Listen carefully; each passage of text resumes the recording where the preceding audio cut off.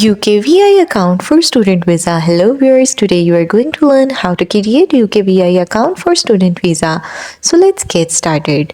First, make sure you have your BRP card or a valid passport with your BRP number or visa application number. Then go to the official UK Visas and Immigration website. Then click Start Now to begin creating your account. Here you have to enter your full name, date of birth, email address, and mobile phone number. Enter your all details and download the UK Immigration ID Check application and use it to scan your identity document. Follow the on-screen instructions to scan your BRP or passport and confirm your identity. After identity confirmation, you will return to the online form to complete BRP or application number, your location, contact preferences, and account security questions. Then complete all sections and submit the form to finalize your UKVI account. And that's all. That's how you will be able to create UKVI account for student visa.